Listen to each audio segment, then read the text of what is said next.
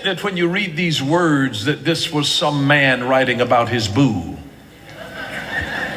But it is not. He says, I lie awake here thinking about you. And he's talking about God, the lover of his soul.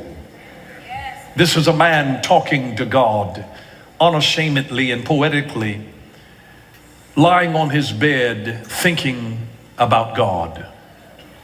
Sometimes you'll have to understand the difference between religious people and spiritual people. A religious man is a man sitting in church thinking about being out fishing. A spiritual man is a man out fishing thinking about God. There's a world of difference when we can have God on our minds and reflect on him. The old saints used to say, when I think of the goodness of Jesus and all that he's done for me, then they break out, in a shout. I never will forget, a number of years ago, back in the 70s, I was riding in the car with my mother and a 73-year-old woman by the name of Mother Bryson. And Mother Bryson was sitting there in the front seat and I was sitting in the back and my mother was driving. And all of a sudden, Mother Bryson broke out into other tongues.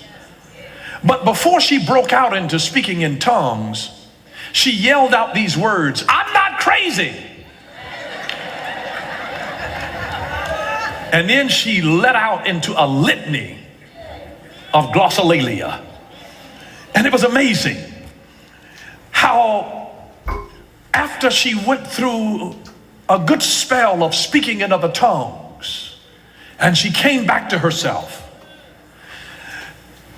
she said to me, I was just sitting here thinking about how good God has been to me over the years. And she said, and my cup got full.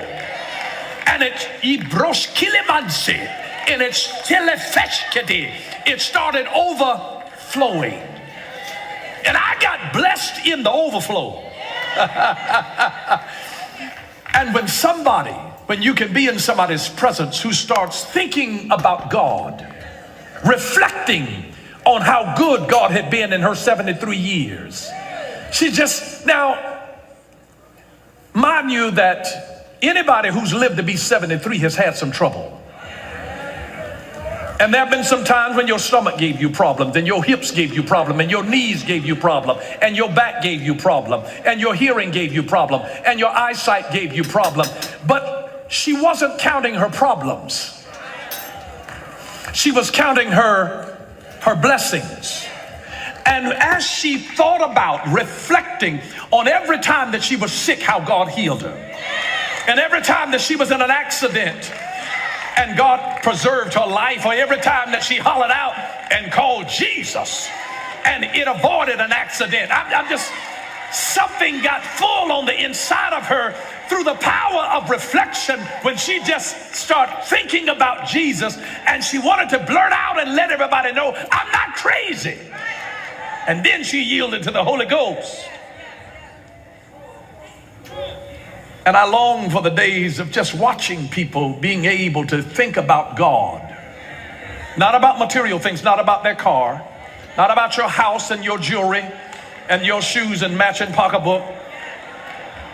But when you start thinking about the realness and the genuineness of the God that we serve, the one with whom we have had an experience, the one that has been graceful and merciful, the one that healed you, the one that delivered you, the one that kept you out of jail, the one that kept you from having a disease, the one that did heal you, the one that was able to preserve your mind because you could have lost your mind and everything, the one that stopped you from walking off and ruining your whole life, the one that kept you.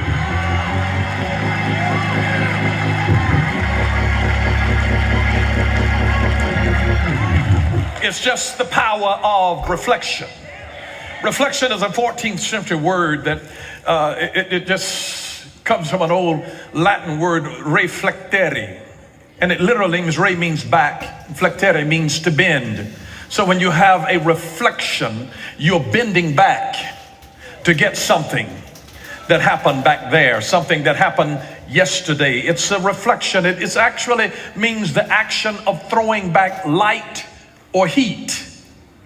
And whenever you are throwing back light, reflecting and throwing back light on something, it is so that you are able to gather something from an experience that you've already lived through.